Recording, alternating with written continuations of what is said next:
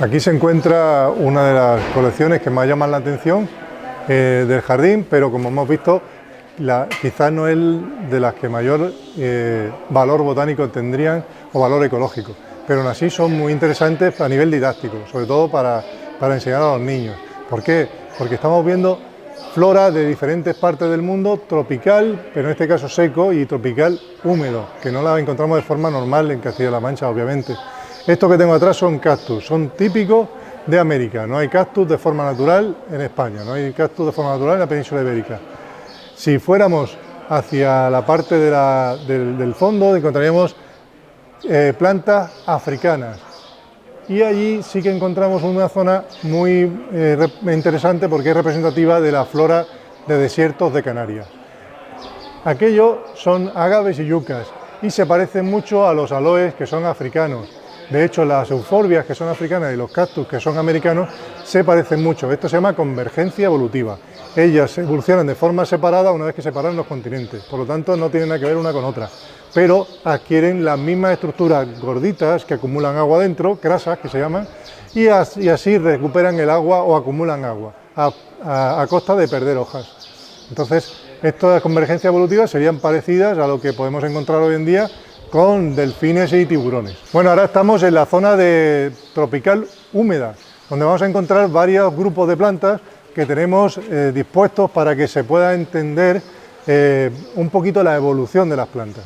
En esta parte de aquí que me rodea tenemos lo que son pluvisilvas, selvas donde llueve mucho y hay muchas hojas, plantas con muchas hojas grandes que tienen dos funciones: obtener la máxima luminidad posible porque están muy en la sombra y además obtener esa lluvia que la capturan por estas partes enceradas y que van cayendo hacia sus propias raíces para autorregarse.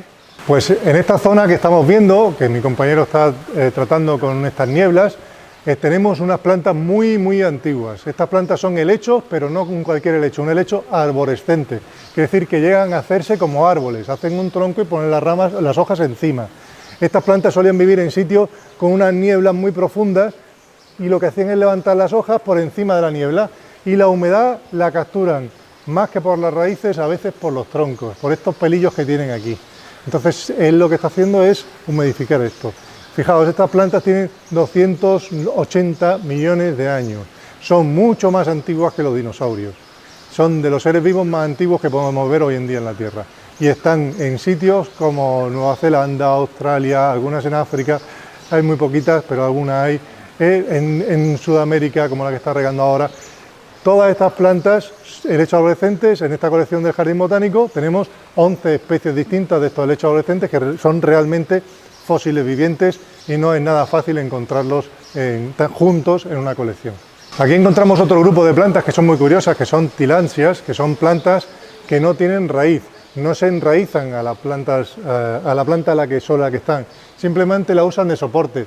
Si os fijáis, el árbol no tiene realmente raíces, es un soporte, y estas tillandsias adquieren el agua a través de nieblas y el polvo en suspensión les da los nutrientes que necesitan. Entonces, el cuidado que está haciendo nuestro compañero aquí es nebulizarlas con agua baja en cal y baja en cloro. Igual que hemos visto que los helechos son plantas muy antiguas, con 280 millones de años, y están muy ligadas a la humedad y al agua, cuando las temperaturas cambian y el clima cambia en la Tierra, hace 250 millones de años, aparecen estas especies que tenemos a la espalda. Estas especies tienen la facultad de haber creado o de haber ser las primeras que producen semillas. Y es en este periodo cuando se produce la separación de la vida del agua, en la época embrionaria. Es decir, surgen a la vez dos estructuras similares que son la semilla y el huevo. Y las dos tienen esa función, separar a los embriones del agua, cosa que no podían hacer los helechos.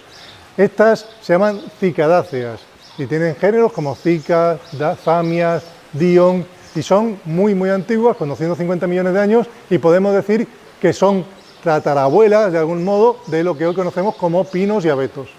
Son en esa misma línea evolutiva. Sin embargo, muchas veces son confundidas con estas plantas que tenemos aquí, que son palmeras. Las palmeras son mucho más modernas y la diferencia con las anteriores es que su forma de crecimiento es en forma de un eje central. ese eje central es exactamente la misma forma de crecimiento que tienen los ajos o las cebollas, es decir, se llaman monocotiledonias, son de ese grupo, por lo tanto, nada que ver con las cicas, aunque a veces se vendan como palmeras.